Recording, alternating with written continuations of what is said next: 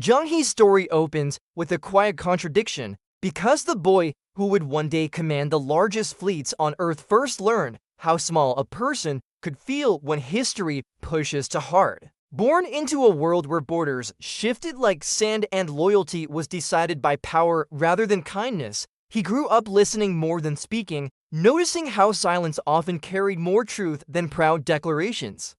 Even as a child, he sensed that belonging was fragile, something that could be taken, renamed, or reshaped by forces far beyond individual choice. While others measured life through ambition or fear, he learned to measure it through observation, quietly studying faces, rituals, and the unspoken rules that controlled crowded rooms. There was an early tension inside him, because curiosity kept pulling his mind outward while caution held his steps close, warning him that wonder could be dangerous. His youth did not unfold as a straight path, but as a series of sudden turns, each one teaching him that identity could be altered without permission, yet meaning still needed to be found.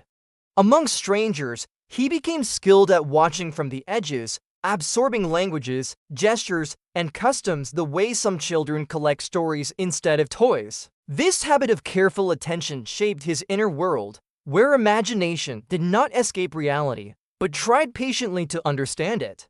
He noticed how power announced itself loudly, yet often relied on quiet labor and unseen loyalty to survive. When forced into new environments, he adapted not by surrendering himself, but by rearranging his understanding of who he might become. At times, a thin layer of humor formed in his thoughts, because he could see how certainty often belonged to those who understood the least. He learned early that patience could be a form of strength, especially in places where speaking too freely could close doors forever. Crowds did not frighten him, but they reminded him how easily individuals dissolved into roles assigned by others. In moments of reflection, he imagined distant places not as escapes, but as mirrors that might help him understand his own shifting shape. His inner conflict grew quietly because he wanted to move freely through the world while knowing that freedom itself was unevenly distributed. Rather than resisting this tension outright, he learned to live inside it, letting restraint sharpen his awareness instead of dulling it. Each new responsibility placed upon him felt heavy, yet it also expanded his sense of possibility in unexpected ways. He began to see systems rather than single events, recognizing patterns in how authority, fear, and hope interacted. Although youth is often described as reckless, his youth leaned toward careful endurance, shaped by listening rather than rushing. He noticed how survival required flexibility, but dignity required memory. Even when surrounded by formality and control, his imagination continued to roam, quietly mapping connections between distant shores and unfamiliar customs. He learned to read rooms quickly, sensing when silence offered protection and when it became a trap. People around him rarely guessed how much he absorbed because his calm presence invited underestimation. This invisibility, rather than shrinking him, gave him space to grow inwardly. The sea, though still distant, began appearing in his thoughts as a symbol of skill rather than escape. Water represented movement without ownership, connection without borders, and power that could not be easily commanded. He found comfort in the idea that vast systems could exist beyond human control. While others competed for status, he watched how influence moved subtly through trust and reliability. His sensitivity did not make him fragile, but it did make him cautious about promises spoken too easily. Through repeated displacement, he developed a strange steadiness, grounded not in place but in adaptability. He understood that names and titles might change, yet attention remained a choice he could still control. This understanding softened his fear, even as uncertainty remained constant. He rarely imagined glory because he knew how quickly recognition could erase complexity. Instead, he focused on competence, learning how preparation could steady even the most turbulent moments. The world continued reshaping him, yet he refused to become empty beneath its demands. His inner landscape grew layered, holding loss, curiosity, patience, and cautious hope at the same time. He sensed that his life would not be small, though he could not yet see its outline. The feeling of not fully belonging never disappeared, but it stopped feeling like a wound. Instead, it became a lens through which he viewed the world with greater care. He learned to stand calmly inside uncertainty, trusting observation more than prediction. As expectations around him expanded, his thoughts deepened rather than rushed ahead. Every quiet lesson accumulated, preparing him without announcement. The horizon did not call to him loudly, yet it remained present. Something larger was forming, though still unnamed. Movement was approaching, even if still invisible. As responsibilities widened, the quiet observer learned how preparation could turn uncertainty into direction, because systems only move smoothly when someone understands both their visible structure and their hidden weaknesses beneath ceremony and command. Trust began forming around him not through speeches or bravado, but through consistency, because people sensed that his calm attention made space for others rather than shrinking them into tools. When planning replaced waiting, his thoughts moved like maps unfolding, linking supply, timing, weather, and human temperament into one flowing picture that felt alive rather than mechanical. The scale of what surrounded him grew steadily, yet he carried it without show, aware that leadership often fails when it demands admiration instead of reliability.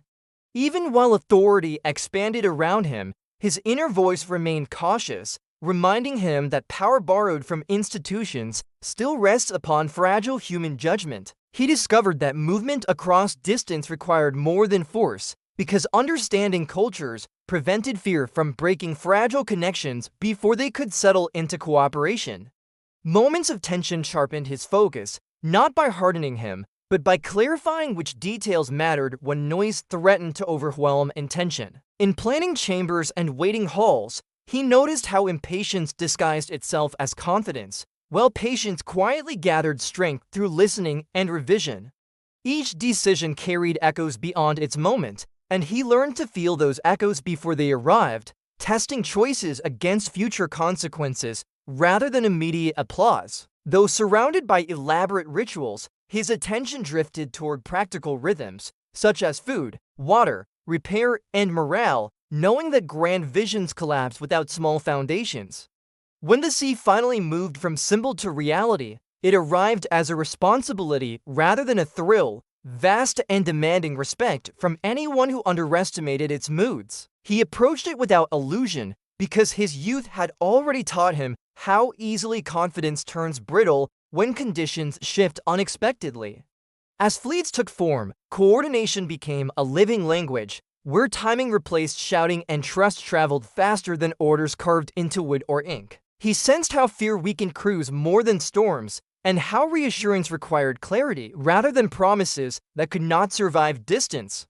Cultural encounters unfolded like careful dances, where curiosity opened doors, but arrogance slammed them shut without warning. In foreign harbors, he watched how respect moved quietly through gestures, shared meals, and patient listening rather than declarations of superiority. His leadership leaned forward, not to dominate, but to stabilize, because momentum depended on countless individual decisions aligning without coercion. Humor flickered occasionally in his observations, gentle and restrained, as he noted how humans everywhere worried about similar things despite different clothes and languages. Challenges multiplied as distance stretched lines of communication thin, yet he adapted by building layers of trust instead of tightening control. Storms tested preparation ruthlessly, revealing which plans breathed and which only looked strong on paper. He adjusted without spectacle, revising routes and expectations while protecting morale through steady presence rather than dramatic intervention. Each voyage reshaped his understanding of scale, because the world grew larger while human concerns remained surprisingly familiar. With experience, he became fluent in restraint, knowing that restraint preserved energy for moments when decisiveness truly mattered. He recognized that success arrived quietly, announced by stability rather than celebration. Although recognition followed, it never fully settled inside him, because he measured worth through continuity rather than praise. The more distant the journeys became, the more carefully he anchored purpose, ensuring that movement remained meaningful rather than simply impressive. He balanced diplomacy with firmness, understanding that generosity gained reach when paired with clear boundaries. In moments alone, he reflected not on conquest, but on connection, because endurance required networks rather than trophies. The sea continued to teach humility, reminding him that skill humbles intention without apology. He learned to accept limits without surrender, adjusting ambition so it fit reality rather than shattered against it. As influence widened, he guarded against forgetting the quiet lessons that built him. Memory became a compass, guiding judgment when novelty tempted distraction. He noticed how stories traveled faster than ships, shaping perception long before arrival. Thus, he became careful about what his actions communicated beyond their immediate purpose. Even under immense responsibility, he resisted urgency that sacrificed understanding. Leadership, he realized, was less about arrival than alignment across time. Each return brought new questions rather than final answers. The horizon remained open, not as temptation, but as obligation. Balance replaced restlessness, allowing him to move forward without losing coherence. The world had grown vast, yet manageable through attention. His inner steadiness now carried outward, stabilizing others. Preparation had become instinct. Curiosity remained intact. Power felt temporary. Purpose stayed grounded.